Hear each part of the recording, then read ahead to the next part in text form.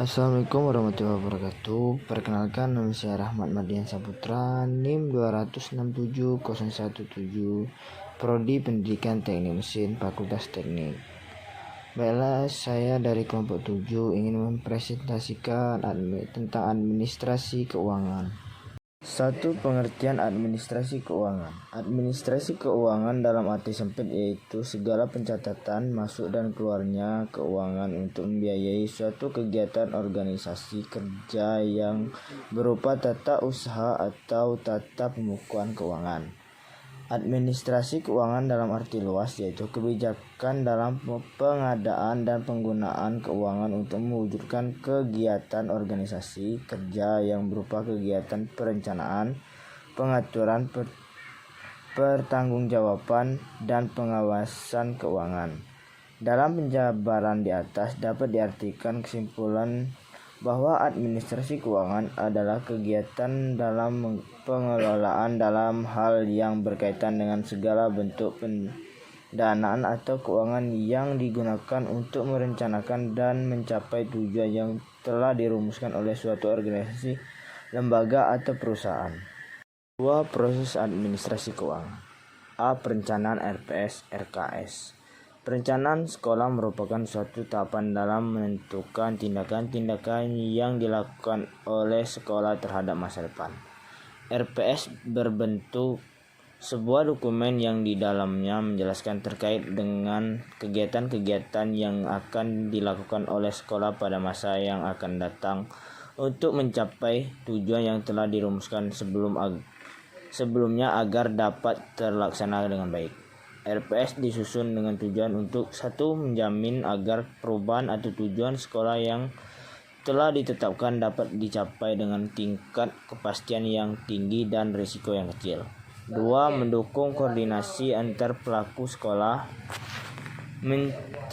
Menjamin terciptanya integrasi, sinkronisasi, dan sinergi baik antar pelaku sekolah, antar sekolah dan dinas pendidikan kabupaten atau kota, dan antar waktu. Penggunaan dan pertanggungjawaban. Keseluruhan jumlah dana yang dimiliki oleh sekolah memiliki pembukuan dan diagendakan agar dapat digunakan untuk menunjang berlangsungnya kegiatan belajar mengajar di sekolah. Dalam menggunakan keuangan yang dimiliki sekolah, pihak pengelola harus mengetahui tugas-tugas yang akan diembannya, serta dalam penggunaan keuangan sekolah harus disesuaikan dengan alokasi anggaran dan rencana yang telah ditentukan.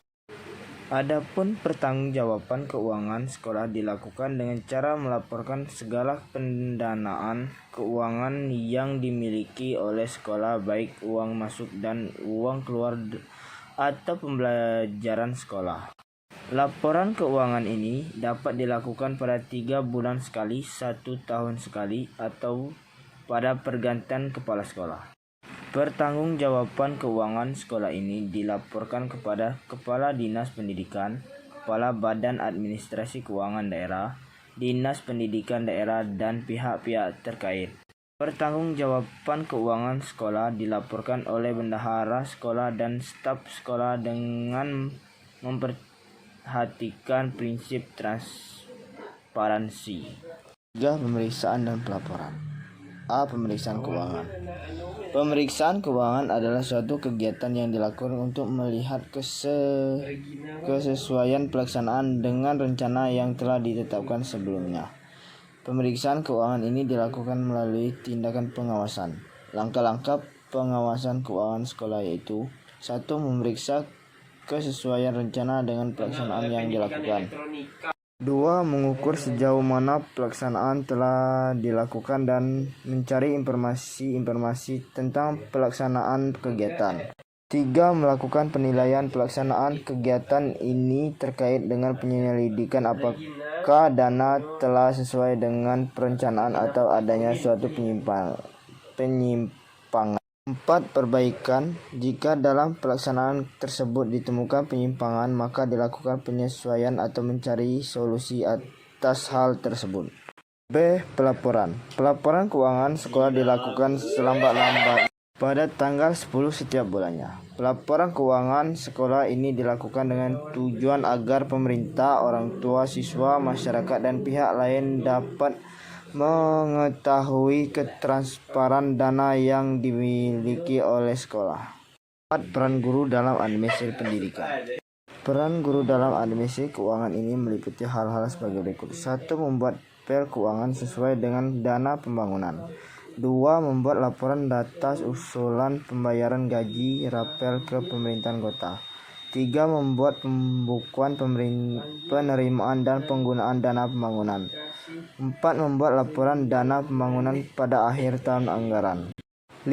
Membuat laporan rancangan anggaran pendapatan bantuan sekolah atau RAPBS.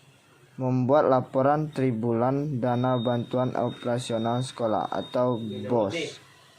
6.